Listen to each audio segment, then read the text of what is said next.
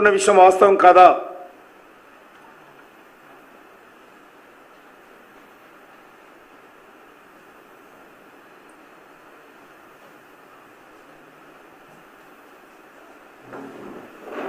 జిన్నా ముస్లిం league ప్రస్తుతం Congress party రూపాంతరం చెందిందనడానికి ఏమాత్రం సందేహం లేదు. కాంగ్రెస్ పుణ్యమాని జమ్మూ కాశ్మీర్లో గత 73 సంవత్సరాలుగా జిన్నా రాజ్యాంగాన్ని అమలు చేసినటువంటి సిగ్గులేనటువంటి పార్టీ కాంగ్రెస్ పార్టీ.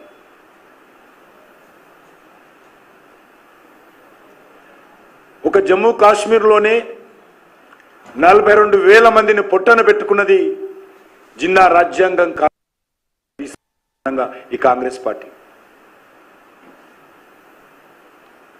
42,000 ప్రజల రక్తాన్ని దాగింది కాంగ్రెస్ పార్టీ ఆర్టికల్ 370 కారణంగా.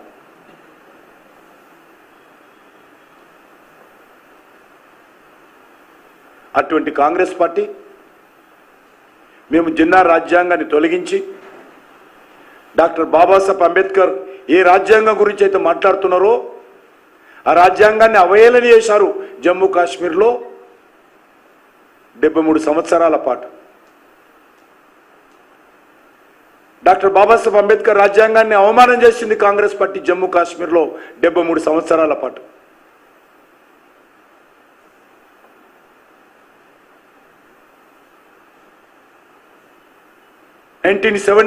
లో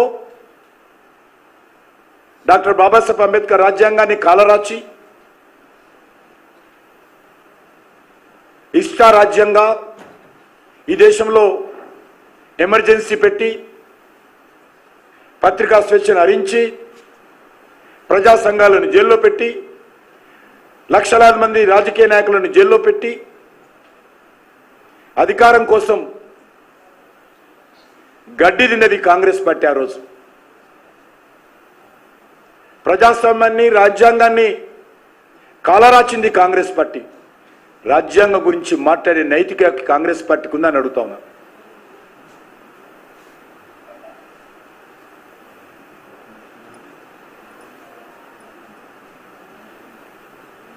బీజేపీ రిజర్వేషన్ తొలగిస్తుందని చెబితే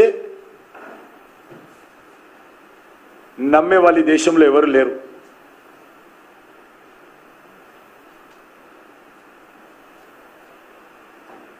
తప్పుడు ప్రచారాలతో దుష్ప్రచారాలతో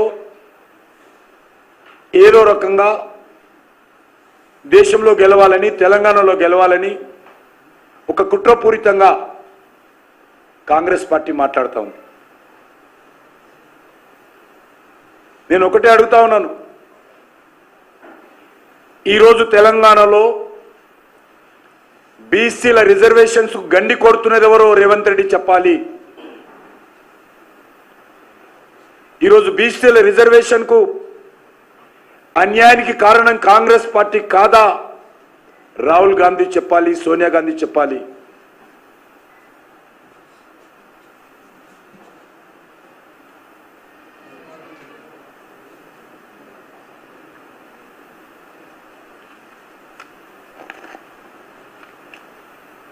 బీసీ రిజర్వేషన్స్ పూర్తి స్థాయిలో బీసీలకు అన్యాయం జరుగుతూ ఉంది.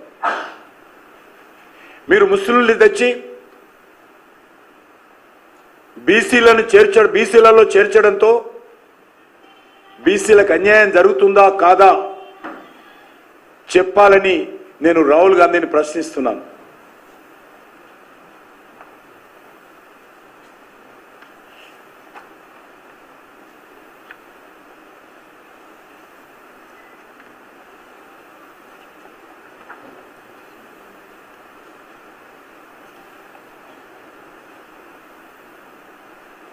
జిహెచ్ఎంసీ అది రాజకీయపరమైన రిజర్వేషన్స్ కావచ్చు, విద్యాపరమైన రిజర్వేషన్స్ కావచ్చు, ఉద్యోగాల రిజర్వేషన్స్ కావచ్చు, అన్ని రిజర్వేషన్స్లో ఈరోజు తెలంగాణలో కాంగ్రెస్ పార్టీ కారణంగా బీసీలకు అన్యాయం చేస్తూ ఉంటే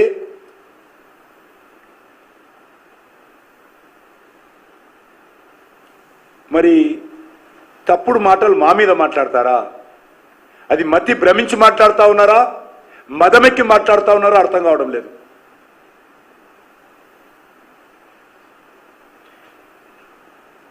ఒక జిహెచ్ఎంసీ తీసుకుంటే, ఒక్క ఉదాహరణ చెప్తాను, ఒక జిహెచ్ఎంసీ తీసుకుంటే జిహెచ్ఎంసీలో ఉన్నటువంటి రాజకీయపరమైనటువంటి 150 మున్సిపల్ డివిజన్స్ ఉంటే 33%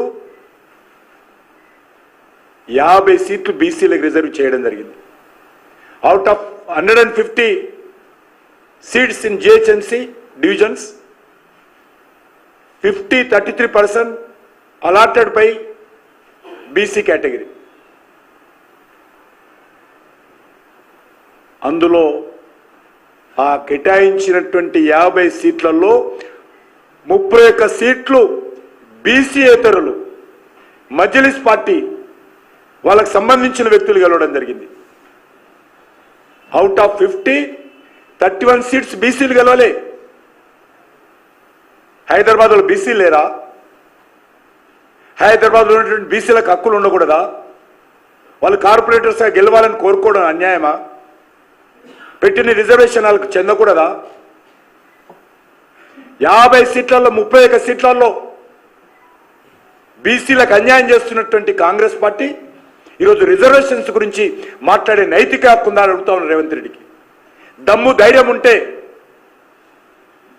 రాజ్యాంగం మీద నమ్మకం ఉంటే, బీసీలకు మేలు చేయాలనుకుంటే ఈ రిజర్వేషన్స్ రద్దు చేయి, ముస్లిం రిజర్వేషన్స్, ఆ తర్వాత మాట్లాడు.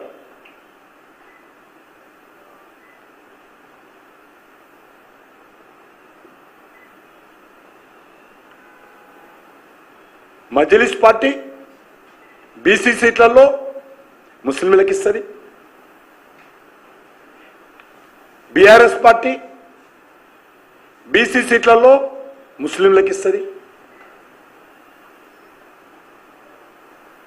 ఇంత భయంకరంగా పచ్చిగా బీసీ సామాజిక వర్గాలతో ఆటలాడుతూ అనగదొక్కుతూ అన్యాయం చేస్తూ ఈరోజు రాజ్యాంగం గురించి ఒల్లెవేస్తున్నారు కాంగ్రెస్ పార్టీ నాయకులు. మీకు ఏనాడైనా రాజ్యాంగం మీద విశ్వాసం ఉందా? ఏమైనా రాజ్యాంగంలో చెప్పారా కుటుంబ పరిపాలన ఈ దేశంలో ఉండాలని? డాక్టర్ బాబాసాహెబ్ అంబేద్కర్ రాసిపోయాడా? నెహ్రూ తర్వాత కూతురు, కూతురు తర్వాత కొడుకు, కొడుకు తర్వాత ఇంకొకరు, ఇదే రాశారా రాజ్యాంగంలో బాబాసాహెబ్ అంబేద్కర్? జమ్మూ కాశ్మీర్లో ఆర్టికల్ 370 జిన్నా రాజ్యాంగం పెట్టాలని రాజ్యాంగంలో పొందుపరిచాడా డాక్టర్ బాబాసాహెబ్ అంబేద్కర్? సిగ్గు లేకుండా ఓట్ల కోసం దగాకోరు రాజకీయాలు చేస్తూ 73 సంవత్సరాల పాటు ఆర్టికల్ 370 జిన్నా రాజ్యాంగాన్ని ఈ దేశంలో జమ్మూ కాశ్మీర్ అమలు చేసి ఈ దేశంలో లక్షలాది కోట్ల రూపాయలు సెక్యూరిటీ పేరుతో ఖర్చు చేయడానికి కారణం కాంగ్రెస్ పార్టీ కారదా? ద్వంద్వనీతి కాదా? విభజించు పాలిటిక్స్ కాదా? ఓటు బ్యాంకు రాజకీయాలు కాదా? కుహాన లౌకికవాదం కాదా? సూడో సెక్యులరిజం కాదా? మీరు మా పార్టీ గురించి మాట్లాడే నైతిక హక్కు ఉందా? మీది పక్కా ఇటలీ కాంగ్రెస్ పార్టీ. మీది కాంగ్రెస్ పార్టీ కాదు, మాది పక్కా లోకల్ పార్టీ. మాది భారతీయ జనతా పార్టీ పక్కా లోకల్ పార్టీ. ఈ దేశం కోసం, ఈ ప్రజల కోసం ప్రాణాలైనా ఇస్తాము, గతంలో ఇచ్చాము కూడా. ఇదే జమ్మూ కాశ్మీర్ కోసం మా పార్టీ అధ్యక్షుడే ఆర్టికల్ 370 వ్యతిరేకంగా, జిన్నా రాజ్యాంగానికి వ్యతిరేకంగా మా పార్టీ స్థాపించినటువంటి వ్యవస్థాపక అధ్యక్షుడే జైల్లో బలిదానం అయ్యాడు ఆర్టికల్ 370 వ్యతిరేకంగా అరెస్ట్ అయ్యి. మాది పక్కా లోకల్ పార్టీ, పక్కా మీది ఇటలీ పార్టీ. మీరు మా గురించి రాలేస్తారా?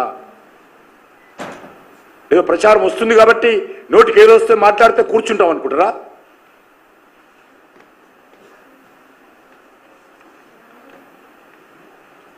చార్జ్ షీట్ అట ఒకటే మనవి చేస్తా ఉన్నాను, కాంగ్రెస్ పార్టీ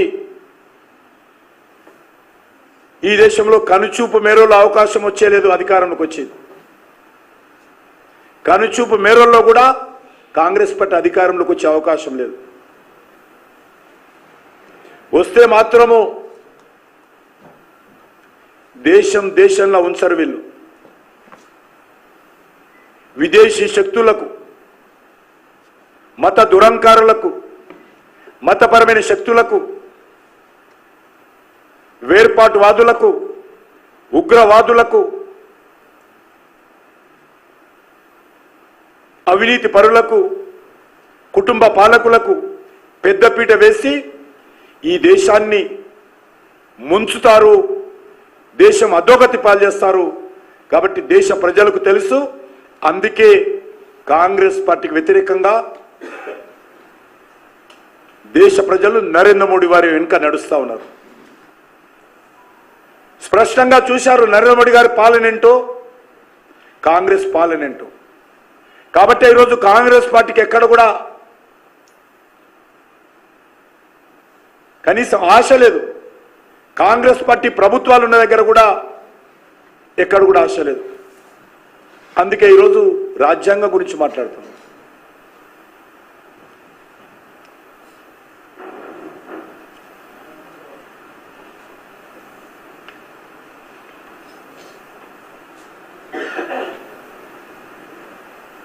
ప్రభుత్వ ఉద్యోగాల్లో, ఉన్నత విద్యా సంస్థల్లో 15% రిజర్వేషన్ ఇవ్వాలని ప్రతిపాదించింది వాస్తవం కాదా? కాంగ్రెస్ పార్టీ కమిటీలు వేసి ఆ కమిటీల నివేదిక పేరుతో 15% రిజర్వేషన్ ఇవ్వాలని వాళ్ళ హయాంలో మన్మోహన్ సింగ్ గారు ప్రధానమంత్రిగా ఉన్నప్పుడు ఆలోచన చేసిన విషయం కాదా?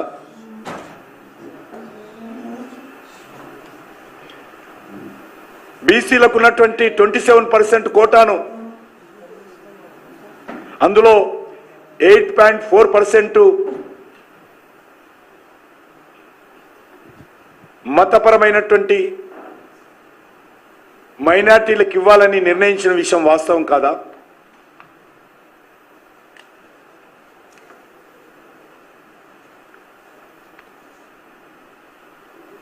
అందుకే మనం చేస్తా ఉన్నాను. మేము గతంలో వాజ్పేయి హయాంలో పరిపాలన చేశాము. ఇప్పుడు 9.5 సంవత్సరాలుగా, అంటే 10 సంవత్సరాలుగా పరిపాలన చేస్తా ఉన్నాం. ఎక్కడ కూడా రాజ్యాంగాన్ని శక్తివంతం చేశామే తప్ప ఏ రోజు కూడా రాజ్యాంగాన్ని అవహేళన చేయలేదు. డాక్టర్ బాబాసాహెబ్ అంబేద్కర్ను అత్యంత గౌరవం ఇచ్చామే తప్ప మీలాగా డాక్టర్ బాబాసాహెబ్ అంబేద్కర్ బతుకున్నప్పుడు అవమానం చేశారు, వారు స్వర్గస్థులైనాక కూడా అవమానం చేశారు. కనీసం లోక్సభలో కాంగ్రెస్ పార్టీ కుటుంబ సభ్యులైన ఫోటోలు పెట్టుకున్నారు, కానీ ఆయన చిత్రపటం పెట్టడానికి కూడా, అంబేద్కర్ చిత్రపటాన్ని పెట్టడానికి కూడా భారతీయ జనతా పార్టీ అవసరం వచ్చింది. ఆ రోజు భారతరత్న రావడానికి కూడా భారతీయ జనతా పార్టీ కారణం అంబేద్కర్ గారికి. అంబేద్కర్ జన్మించినటువంటి స్థలం, అంబేద్కర్ దీక్ష తీసుకున్నటువంటి స్థలం, అంబేద్కర్ రాజ్యాంగాన్ని రూపకల్పన చేస్తున్నటువంటి ఇల్లు, అంబేద్కర్ చదువుకున్నటువంటి స్థలము, అంతిమ సంస్కారం చేసినటువంటి 5 స్థలాలను కూడా పంచతీర్థగా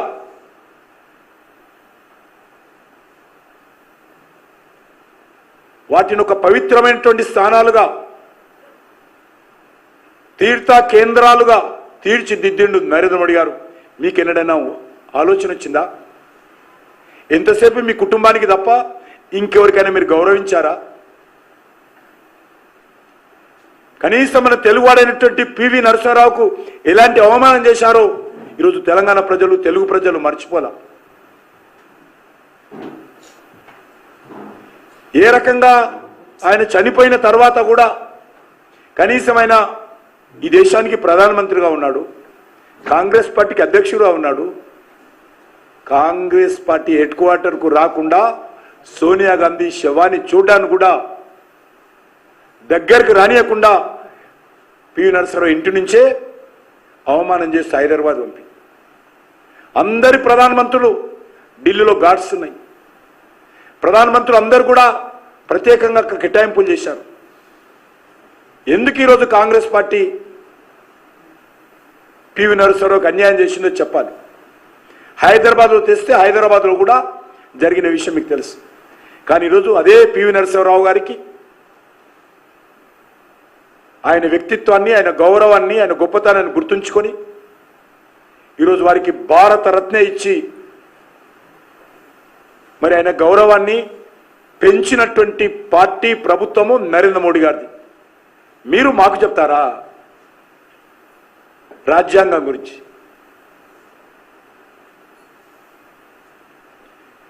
రిజర్వేషన్స్ మేము రద్దు చేస్తున్నామా? మేము రిజర్వేషన్స్ రద్దు చేయడం కాదు. మేము వచ్చిన తర్వాత ఈబీసీ రిజర్వేషన్ తీసుకొచ్చాం. ఏదైతే రిజర్వేషన్ పరిధిలో ఉన్నటువంటి అనేక కులాలు, అది క్రిస్టియన్ కావచ్చు, అది ముస్లిం కావచ్చు, అది హిందువులు కావచ్చు, ఎవరైతే పేదవాళ్ళు ఉంటారో, రిజర్వేషన్ పరిధిలో లేనటువంటి కులాలు ఉంటాయో వాళ్ళందరికీ కూడా 10% రిజర్వేషన్ కల్పించినటువంటి పార్టీ భారతీయ జనతా పార్టీ. మేము రిజర్వేషన్ తీసే పార్టీ కాదు, కల్పించేటువంటి పార్టీ.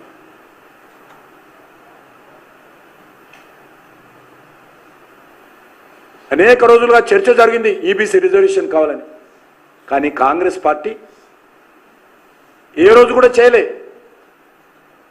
మేము ఉన్నటువంటి రిజర్వేషన్స్ 1% కాదు, 0% కూడా నష్టం జరగకుండా ప్రత్యేకమైనటువంటి అదనపు సీట్లు, సూపర్ మెమరీ సీట్లు క్రియేట్ చేసి ఈరోజు ఈబీసీలో ఉన్నటువంటి పేదవాళ్ళకు ఈరోజు రిజర్వేషన్ కల్పించి అందరినీ కలిసికట్టుగా భారతదేశ అభివృద్ధి కోసం భాగస్వాములు చేస్తున్నటువంటి పార్టీ, భారతదేశాన్ని ముందుకు తీసుకెళ్లాలంటే ఆలోచనతో అనేక నిర్ణయాలు తీసుకున్నటువంటి పార్టీ భారతీయ జనతా పార్టీ. నరేంద్ర మోడీ గారు చెప్పారు, ఏదైనా ఒక గ్రంథం నాకంటే ముందు రాజ్యాంగమే నాకు అన్నిటికంటే ముఖ్యమైన గ్రంథం అని చెప్పారు. పార్లమెంటు అడుగుపెట్టే ముందు పార్లమెంటు మెట్టుకు 140 కోట్ల మంది ప్రజల తరఫున శిరస్సు వంచి సాష్టాంగ ప్రమాణం చేసి పార్లమెంటుకు, రాజ్యాంగానికి, పార్లమెంటులో అడుగుపెట్టినటువంటి చరిత్ర మన నరేంద్ర మోడీ గారు. మీరు అన్నిట్లో అవమానం చేయడమే, దేశ వ్యవస్థను అవమానం చేయడమే. ఈరోజు ముఖ్యమంత్రి గారు చాలా మాట్లాడుతున్నారు.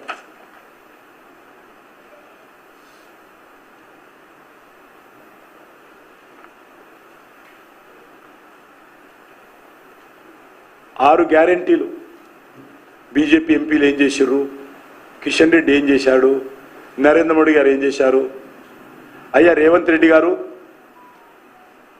మీరు 100 రోజుల్లో 6 గ్యారెంటీలు అమలు చేస్తామన్నారు కదా. నవంబర్ 9 దాకా ఆగండి, డిసెంబర్ 9 దాకా ఆగండి. డిసెంబర్ 9 తర్వాత రుణమాఫీ చేస్తామని చెప్పారు కదా.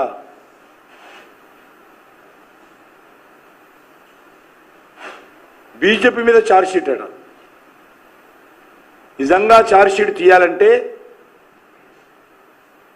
గారడీలతో కూడినటువంటి గ్యారంటీల పైన, కాంగ్రెస్ పార్టీ ఇచ్చినటువంటి 420 హామీల పైన ఈరోజు ఛార్జ్ షీట్ తీయాలి.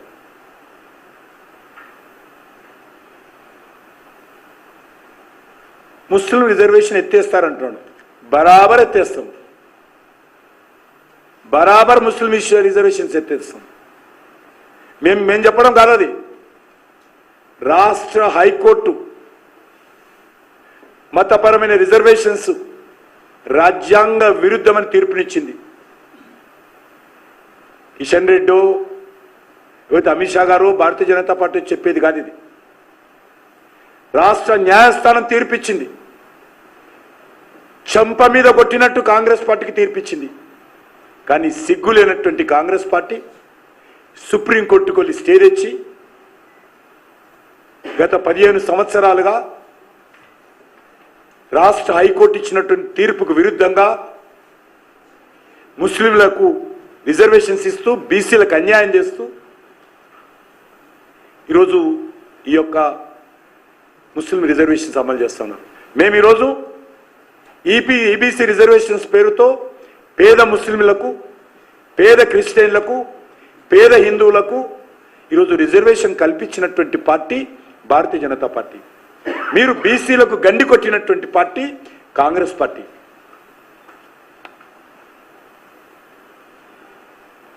అంబేద్కర్ను ఎన్నికల్లో పోటీ చేస్తే కుట్రపూరితంగా అధికార దుర్వినియోగం చేసి తప్పుడు ప్రచారం చేసి డాక్టర్ బాబాసాహెబ్ అంబేద్కర్ ఎన్నికల్లో గెలవకుండా ఓడించినటువంటి పార్టీ ఈరోజు డాక్టర్ బాబాసాహెబ్ అంబేద్కర్ రాజ్యాంగం గురించి మాట్లాడతారా? ఒక్కటే అడుగుతా ఉన్నాను, 10 ఏళ్లలో ఎక్కడైనా మేము రిజర్వేషన్ ఎత్తేసామా? అందుకే భారతీయ జనతా పార్టీ ఈ యొక్క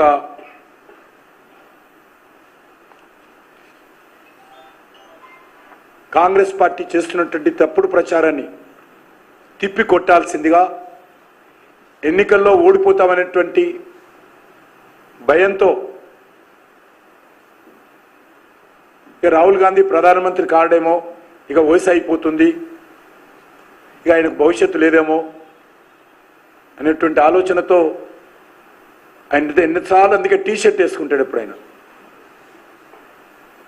ఆయన ఎంతసేపు నేను వయసు కాలేదు, నేను యంగ్ బాయ్ని కాబట్టి నన్ను చూడండి అని టీషర్టు జీన్ ప్యాంట్తో తిరుగుతున్నాడు. అయినా ప్రజలు నమ్మే పరిస్థితి లేదు. ఈ టీషర్టు జీన్ ప్యాంట్ వేసుకున్నంత మాత్రాన యువకులంతా ఆయన వెంబడి తిరుగుతారనుకుంటే ఈరోజు చాలా పొరపాటు. ఒకటి మాత్రం రాహుల్ గాంధీని బాగా ఆయన ఇచ్చినటువంటి ఉపన్యాసాలలో ట్రోలింగ్ విపరీతంగా చేస్తారు. యూత్ మంచి ఫాలోయింగ్ రాజీవ్ గాంధీకి సోషల్ మీడియాలో అద్భుతమైనటువంటి ఫాలోయింగ్ రాహుల్ గాంధీకి ఉందంటే ట్రోలింగ్లో ఉంది. రాహుల్ గాంధీ ట్రోలింగ్ చేయడంలో ఇంకెవ్వరు అవసరం లేదు, ఏ సినిమా యాక్టర్ అవసరం లేదు, ఎవరు అవసరం లేదు. రాహుల్ గాంధీ ఉపన్యాసాలు వింటే చాలు, అద్భుతమైన టైంపాస్ ఈరోజు దేశంలో ఉన్నటువంటి యువకులకు. ధన్యవాదాలు.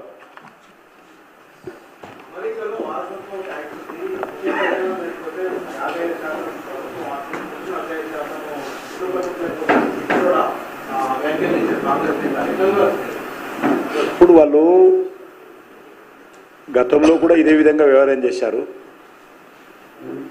ప్రభుత్వం ఏ ప్రాజెక్టు చేసినా అది జలయజ్ఞం కానీ లేక 2G స్పెక్ట్రమ్ కానీ బొగ్గు గనుల వేలం కానీ చివరకు క్రీడాకారులు ఆడుకున్నటువంటి గేమ్స్ కానీ హెలికాప్టర్ కుంభకోణం కానీ అన్నిట్లో కాంగ్రెస్ పార్టీ భాగం ఉంటుంది. ఈరోజు ప్రజల ఆస్తుల్లో కూడా భాగం తీసుకోవాలని చూస్తున్నారు. అందుకే దేశ ప్రజలను కోరుతా ఉన్నాను, ఈరోజు మన ఇంట్లోకి వచ్చి మనం సంపాదించేటువంటి ఆస్తులను మన పిల్లలకు చెందకుండా ఈరోజు కాంగ్రెస్ పార్టీ ప్రభుత్వం స్వాధీనం చేసుకోవడం కోసం ఈరోజు చెప్పడం జరిగింది. భారతదేశంలో చూస్తూ ఉన్నాం, భారతదేశంలో ఉన్నటువంటి పేరెంట్స్ కానీ ప్రజలు కానీ మొదటి నుంచి కూడా సేవింగ్స్ అలవాటు. నేను కష్టపడ్డా నా కొడుకు, నా కూతురు, నా భావితరాలు బాగుండాలని భారతదేశ ప్రజలు భావిస్తారు. ఆ రకంగానే ఈరోజు అమెరికాలు వెళ్ళినా, ఆస్ట్రేలియా వెళ్ళినా భారతదేశస్తుల యొక్క ఆస్తులు పెరుగుతూ ఉన్నాయి. కారణము, నేను ఈరోజు కష్టపడతా కానీ నా పిల్లలు బాగుండాలి అనేటువంటి ఒక కుటుంబమైనటువంటి వ్యవస్థ భారతీయ జీవన విధానంలో భాగం ఇది. అటువంటి భారతదేశంలో ఈరోజు సంపాదించినటువంటి ఆస్తులను పిల్లలకు చెందకుండా ప్రభుత్వమే 50% తీసుకుంటాం అమెరికా లాగా అని చెప్పడం ఏదైతున్నదో ఇది పూర్తిగా భారతీయ జీవన వ్యవస్థ మీద దాడి అనేటువంటి విషయాన్ని సందర్భంగా మనం చేస్తున్నాను.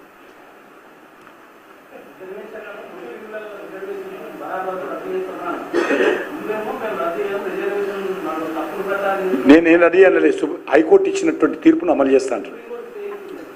స్టే ఇచ్చింది, జడ్జిమెంట్ ఇవ్వలే. ఫర్ యువర్ ఇన్ఫర్మేషన్, స్టేకు తీర్పుకు తేడా ఉంటుంది బాస్, తెలుసుకోదు. నేను ఎందుకు అవుతాం? వాళ్ళు హైకోర్టు తీర్పు ఇచ్చి హైకోర్టు తీర్పును అమలు చేస్తాం. సుప్రీంకోర్టు తీర్పు వచ్చినప్పుడు చూస్తాం. వల్ల హైకోర్టు తీర్పును అమలు చేస్తాం. అన్కాన్స్టిట్యూషన్ అని చెప్పింది హైకోర్టు. ఒకటి కాదు 2 సార్లు చెప్పింది. ఒకటి కాదు 2 సార్లు చెప్పింది.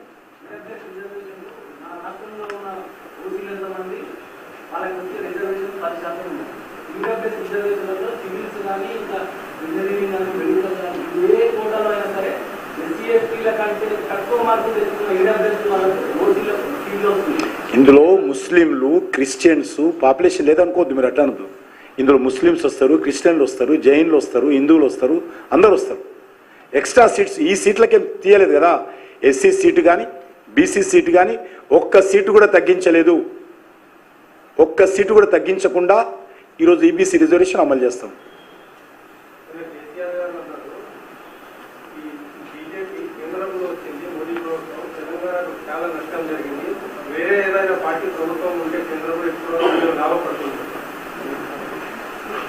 నేను తర్వాత మాట్లాడదాం అనుకుంటున్నాను కేసీఆర్ గురించి.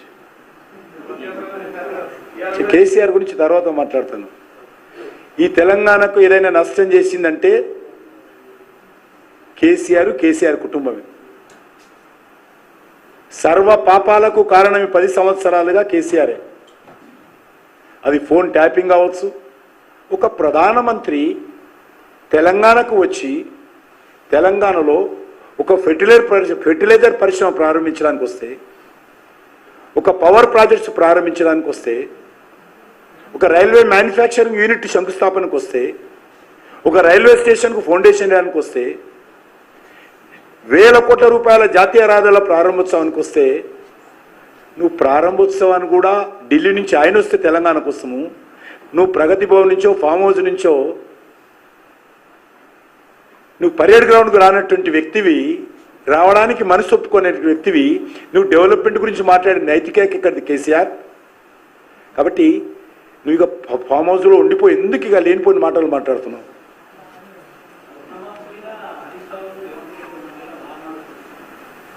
వాళ్ళిద్దరే కాదు, బీఆర్ఎస్ కాంగ్రెస్ పార్టీ దొందే. ఆ రోజు బీఆర్ఎస్ పార్టీ హామీ ఇచ్చింది రుణమాఫీ చేస్తామని, వాళ్ళు మొండి చేసి చూపించారు. ఈరోజు కాంగ్రెస్ పార్టీ ఈరోజు ఓట్లు తింటా ఉన్నాడు. ఈరోజు తెలంగాణ ప్రజల మీద కాంగ్రెస్ పార్టీ ఇచ్చినటువంటి గ్యారంటీల మీద భస్మాసుర అస్తమే పెడతారు తప్ప ఏ గ్యారంటీ కానీ ఇచ్చినటువంటి 420 హామీలు కానీ ఏవి అమలు చేయరు. ఇది పక్కా నేను చెప్తా ఉన్నాను. ఎందుకంటే వాళ్ళ వ్యవహారం చూస్తూ ఉన్నాను. వాళ్ళు గత 4 నెలలుగా వాళ్ళ వ్యవహారము, వాళ్ళ మాటలు, వాళ్ళ పోకడలు చూసిన తర్వాత కాంగ్రెస్ పార్టీ ఏదో తెలంగాణ ఉద్ధరిస్తుంది, తెలంగాణకి ఏదో మేలు చేస్తుంది అనేటువంటి ఆలోచన ఎవరైనా పెట్టుకుంటే మనం మోసపోతాం. ఇప్పటికే మోసం చేసింది, గారడీలు చేస్తుంది కాంగ్రెస్ పార్టీ. ఈరోజు ఒట్లు పెట్టుకుంటే ఓట్లు పడవు. రేవంత్ రెడ్డి ఓట్లు పెట్టుకుంటే ఓట్లు పడవు. ప్రజలకు ఇచ్చిన హామీలు అమలు చేయి. ఎవరేమన్నారు 100 రోజుల్లో? నువ్విచ్చావు. మీ యొక్క సోనియమ్మ రాజ్యం అని చెప్తున్నటువంటి మీ సోనియా గాంధీ ఇచ్చింది. ప్రతి ఓటర్కు ఉత్తరం రాసింది సొంత దస్తఖత్తోటి. తెలంగాణలో ఉన్నటువంటి ఓటర్స్కు నా ప్రభుత్వం వస్తే 100 రోజుల్లో ఈ గ్యారెంటీలు అమలు చేస్తానని ఉత్తరం రాసింది. ఇంటింటికి పోయింది ఉత్తరం. ఇది దాచుకునే విషయం కాదు. పేపర్ ప్రకటనలు చేశారు, టీవీ ప్రకటనలు చేశారు, ఉపన్యాసాలలో చెప్పారు, వీడియోలు ఉన్నాయి. 100 రోజుల్లో మేము అమలు చేస్తామని. 100 రోజులు కాదు, ఈ ప్రభుత్వము 5 సంవత్సరాల్లో కూడా వాళ్ళు ఇచ్చినటువంటి 400 హామీలు అమలు చేసే పరిస్థితి, సత్తా, శక్తి లేదు. తెలుస్తుంది. అన్నం మొత్తం వండిందా లేదా ప్రతి బియ్యపు గింజను పట్టుకొని చూడరు. అన్నము ఉడికిందా లేదా అని ప్రతి బియ్యపు గింజ పట్టుకొని చూడరు. ఒక్క బియ్యం గింజ పట్టుకుంటే చాలు. కానీ ఈ ప్రభుత్వ వ్యవహారం కూడా అదే ఉంది. ఈ ప్రభుత్వ పనితీరు ఏ రకంగా ఉందో తెలిసిపోయింది 5 నెలల్లో మనకు.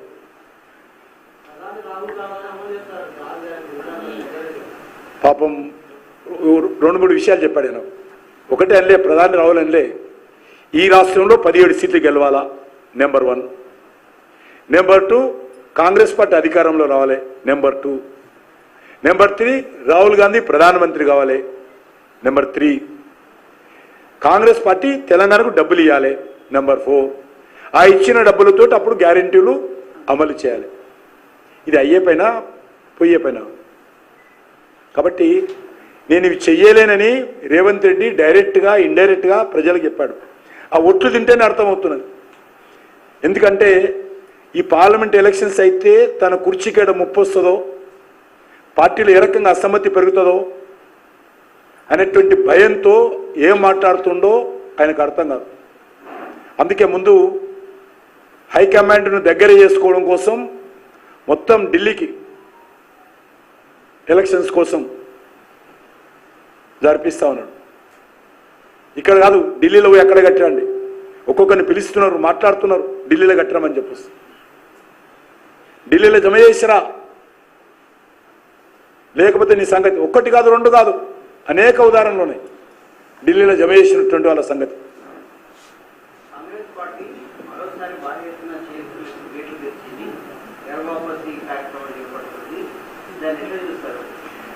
నేను ఒకటే చెప్తా ఉన్నాను, కాంగ్రెస్ మళ్ళీ ఇంతకుముందు చెప్పాను, అదే ఒకటి చెప్తున్నాను. కాంగ్రెస్ పార్టీకి బీఆర్ఎస్ పార్టీ లేకపోతే గతంలోని టీఆర్ఎస్ పార్టీకో తేడా లేదు. రాజశేఖర రెడ్డి ఉన్నన్ని రోజులు ఇదే కేసీఆర్ టీఆర్ఎస్ ఎమ్మెల్యేలందరూ కూడా కాంగ్రెస్ పంపాడా లేదా, పోయారా లేదా, ఎంతమంది వారు తెలుసు కదా. టీఆర్ఎస్ ఎమ్మెల్యేలందరూ రాజశేఖర్ ఉన్నప్పుడు అందరినీ పంపించాడు. ఈయన ముఖ్యమంత్రి కాగానే కాంగ్రెస్ పార్టీ ఎమ్మెల్యేలందరూ కూడా మళ్ళీ టీఆర్ఎస్కి వచ్చారు. బీఆర్ఎస్ అను 19 మంది కలిస్తే 12 మంది చేరారు. మళ్ళీ ఇప్పుడు ఏమవుతున్నది, మళ్ళీ కాంగ్రెస్ పార్టీ అధికారంలో రాగానే మళ్ళీ బీఆర్ఎస్ ఎమ్మెల్యేలందరూ మళ్ళీ కాంగ్రెస్కి వస్తున్నారు. కాబట్టి 2 పార్టీలకు తేడా లేదు. ఏ పార్టీ గుర్తు మీద గెలిచినా చేరేది అధికార పార్టీ దగ్గరికి.